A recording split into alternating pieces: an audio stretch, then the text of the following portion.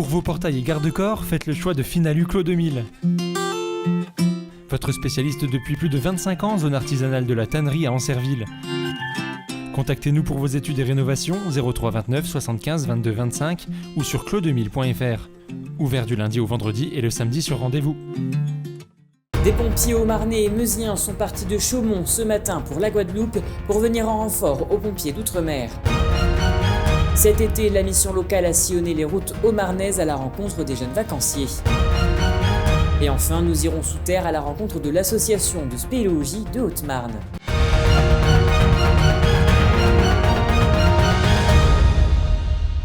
Bonjour à tous et bienvenue dans votre journal week-end du vendredi 20 août 2021. Ouvrons cette édition avec le départ de 20 sapeurs-pompiers de la zone Est et parmi eux des pompiers de la Haute-Marne, la Marne et la Meuse. La situation sanitaire en Guadeloupe ne semble pas s'arranger et sollicite fortement les services d'urgence et notamment les pompiers. Ce matin, 2 sapeurs-pompiers de Saint-Dizier et un sapeur-pompier d'Ancerville sont partis de Chaumont pour rejoindre l'aéroport avant de s'envoler pour Pointe-à-Pitre. Regardez ce sujet réalisé avec Julien Voirin.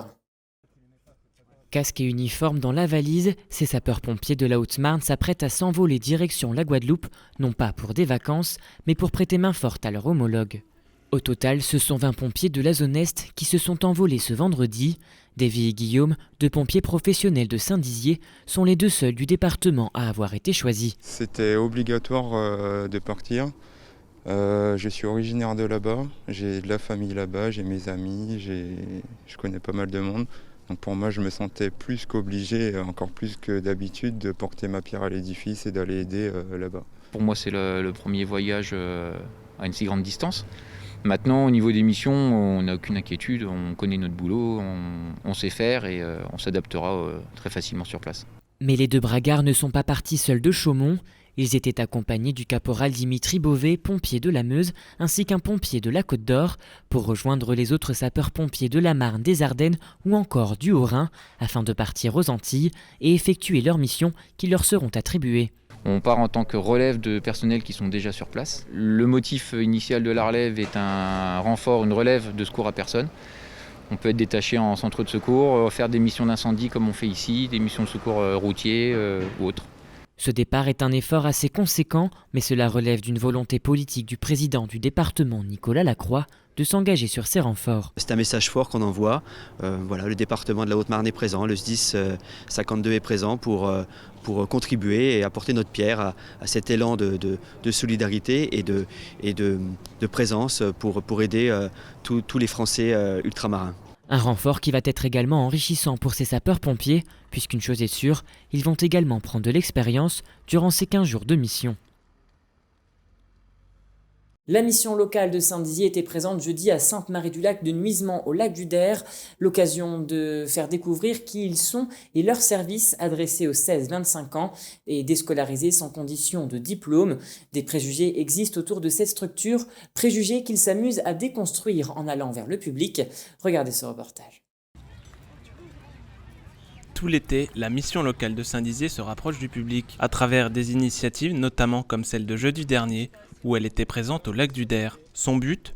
Aider les jeunes déscolarisés de 16 à 25 ans à trouver des solutions au niveau de la formation et du travail. Tous les jeunes qui sont déscolarisés peuvent bénéficier justement des services de la mission locale, donc ça serait dommage qu'ils s'en passent puisque on peut vraiment les aider au niveau professionnel. Après, des fois, il y a des jeunes qui ont besoin juste d'un léger coup de pouce dans le CV ou dans une simulation d'entretien. Nous, on est là pour faire cela. Après, il y a certains jeunes qui ont un peu plus de difficultés à aller au-devant des entreprises pour pouvoir trouver du travail. Donc là, on peut aussi les accompagner. Et voilà, c'est vraiment ce qu'on appelle un accompagnement global, où on est là pour les accompagner, que ce soit dans le plus petit des détails, comme dans les plus gros points importants lors d'une recherche d'emploi. Les jeunes ont pour la plupart des doutes et des préjugés de pousser les portes de la mission locale. À travers un jeu concours, le public a pu participer afin de gagner des maillots de l'équipe de France et du club de foot de Metz. Une manière de changer les regards négatifs sur cette mission de service public. Nous, justement, toutes les actions qu'on met en place là, c'est pour essayer justement de changer cette image. Parce que la mission locale, on est là pour accompagner, comme on le disait tout à l'heure, tous les jeunes qui ont un besoin d'emploi. Donc pas forcément, oui, il y a des jeunes qui sont en foyer, qui ont besoin d'un accompagnement on va dire, un petit peu poussées. Mais il y a des jeunes aussi qui sont, qui ne sortent pas forcément des foyers et qui ont aussi besoin d'un accompagnement. Donc du coup, moi, mon frère et ma sœur sont passés par la mission locale. C'est vraiment pour tout le monde, pour tous les jeunes qui ont entre 16 et 25 ans. Pour ça qu'on fait ces actions-là, pour justement essayer de changer cette image un peu négative. Les jeunes qui intègrent sont aidés financièrement et humainement afin de trouver un emploi. La mission locale apporte des opportunités intéressantes pour les jeunes. C'est quand même une aide financière si on est à la recherche d'emploi. Et si on a un emploi, c'est un complément également en plus du salaire, donc c'est pas mal. Puis les formateurs aussi peuvent nous aider à chercher à faire des lettres de motivation, etc. Donc c'est bien. Ce que ça apporte, c'est du coup, il y a des offres d'emploi qui peuvent être trouvées avec la mission locale. Ils peuvent nous aider aussi sur certains projets.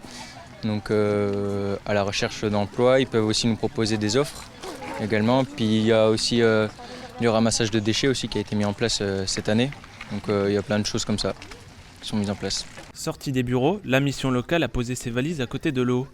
Une manière de trouver un lien de proximité avec le public. Ils seront sur les marchés de Joinville le 21 août et celui de Vassy le 26 août, afin de clôturer l'été de la mission locale. Et passons à présent au chiffre du jour qui s'élève à 8. C'est le nombre d'athlètes de la région Grand Est qui sont qualifiés pour participer aux Jeux paralympiques qui débuteront ce mardi 24 août et se termineront le dimanche 5 septembre. Et avant de clôturer ce journal, coup de projecteur sur cette discipline qui consiste à explorer, étudier, cartographier ou visiter les cavités souterraines. Il s'agit de la spéléologie. Depuis 2 ans, on sent un goût réaffirmé pour le monde souterrain. Au total, on compte 7000 licenciés en France dans la Fédération française de spéléologie. En Haute-Marne, on compte un seul club de cette discipline. Nos journalistes sont donc allés explorer le monde souterrain. Chloé Gaillard et Elsa Druillet. Parée d'un équipement à toute épreuve, une curieuse équipe s'apprête à partir à l'aventure. Durant plus d'1 heure, ils exploreront les profondeurs d'un monde souterrain. En fait, pour bien descendre, il faut mettre les 2 mains en dessous. Avant d'entrer dans cet univers méconnu, le guide de cette sortie découverte explique la technique. Débutants et experts peuvent ensuite s'aventurer dans un puits profond de 5 mètres. Ce jour-là, comme depuis 70 ans, l'association Spéléologie de Haute-Marne permet aux jeunes et aux moins jeunes de parcourir une des 409 cavités du département. Le club compte une trentaine d'adhérents de 10 à 74 ans. Il permet d'apprendre les bons gestes pour se déplacer librement sous terre. Chacun vient avec ses propres envies, ses propres désirs. Si je prends mon cas, moi ce qui me fait plaisir, c'est de trouver de nouvelles galeries, de nouvelles cavités. Donc il faut creuser, il faut désobstruer. Et ensuite c'est le partage, donc emmener des personnes sous terre, leur faire découvrir l'activité et pourquoi pas qu'elles viennent s'inscrire aussi au club et qu'elles puissent à leur tour découvrir de nouvelles cavités. Les pieds dans la boue, mais des étoiles dans les yeux, les explorateurs ont la chance de découvrir des merveilles. L'eau a creusé ces galeries et a sculpté la roche en l'ornant parfois de bijoux. L'humanité a elle aussi laissé sa trace dans cette terre ancestrale. La courte histoire de la civilisation vient s'incruster dans une pierre bien plus ancienne qu'elle. C'est un livre ouvert sur le temps. Quand on descend dans un puits, on voit des millions d'années qui défilent. Et ça, c'est intéressant. Alors, quelquefois, c'est pas bien distinct, les couches sont pas distinctes, mais dans certaines cavités, on voit toutes les couches. Et on se dit, il y a 10 millions d'années, 100 millions d'années, et ainsi de suite. Donc c'est tout ça qu'on apprend et qu'on partage. C'est surtout partager. Ensuite, on peut voir certains petits animaux, des niphargus, des petites salamandres, des choses comme ça qu'on trouve dans certaines cavités. À la recherche des surprises de ce lieu, les spéléologues s'aventurent de plus en plus profond dans la galerie. Au gré des couloirs, des volumes, des étroitures, des puits, des toboggans et divers passages plus ou moins techniques, ils découvrent les différents aspects de la roche. Cela demande des compétences physiques, mais aussi une bonne connaissance et une bonne maîtrise de soi. Néanmoins, les guides s'adaptent aux possibilités de ceux qui les accompagnent. Ils ont ainsi pu emmener plusieurs fois des personnes handicapées en sortie découverte. Pas de panique donc, et toute l'équipée a pu profiter allègrement de l'expédition. À être sous terre, on voit déjà d'autres décors qu'on ne voit pas d'habitude. On voit des choses plus belles qu'accrochées au mur. C'est avec ces sorties découvertes que certains se sont pris de passion pour la spéléologie. J'ai fait une découverte et puis là je suis mordu, quoi. Je suis rentré là-dedans. Ça me passionne, quoi. Il y a des gens qui sont vraiment... c'est tout ou rien en fait. Voilà.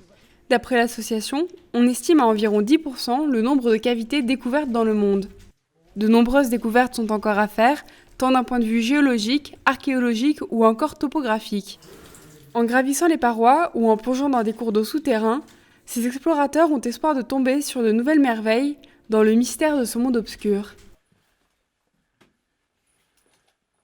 Et voilà, c'est la fin de cette édition. Merci à tous de l'avoir suivi. Dans un instant, vos prévisions météo de demain présentées par Flo et Gaillard.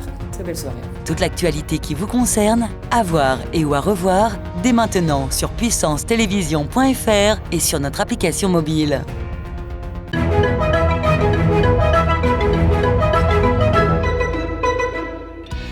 Bonsoir à toutes et à tous. Demain, sur le Triangle comme à Chaumont, vous profiterez d'un climat estival malgré un petit voile nuageux en début d'après-midi. En soirée, malgré des éclaircies, quelques averses pourraient être de la partie. Nous perdons 3 minutes de soleil et nous fêterons les Christophe. Très belle soirée à toutes et à tous avec Puissance Télévision.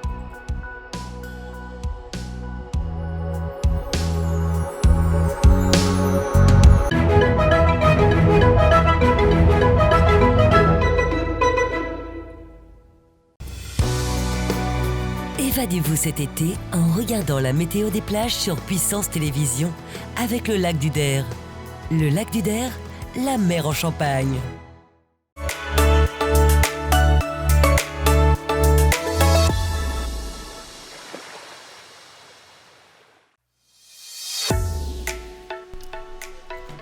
Bonsoir à toutes et à tous et bienvenue dans votre météo des plages. Dès demain matin, le lac du Der vous fera bénéficier de conditions estivales et bien qu'un voile nuageux recouvre les plages de la Cornée du Der, de l'Arzicourt, de Nuisement et aux sources du lac en milieu de journée, il se dissipera au cours de l'après-midi. Attention cependant au risque d'orage en soirée. Au sud du lac, côté Marne et Haute-Marne, les conditions seront quasi identiques sur les plages de Giffaumont et de Champaubert. Dans la Meuse, le soleil surplombera le lac de Madine dès le début de matinée. Quelques nuages feront leur apparition en début d'après-midi, laissant rapidement place à de belles éclaircies sur les plages de Dicourt et de Nonsard. Quelques averses pourraient venir perturber la soirée. Du côté de l'Aube, le lac d'Orient ne devrait pas pâtir de précipitations, mais le ciel restera voilé, avec des risques d'averses en fin d'après-midi, voire même d'orage en soirée. L'indice UV sera tout de même de 6 et la température extérieure de 28. Enfin, au lac d'Amance, sur la plage de Dienville, le ciel sera chargé en nuages. L'après-midi oscillera entre couverture nuageuse et soleil. Attention également au risque d'orage en soirée. On se retrouve demain, passez une excellente soirée.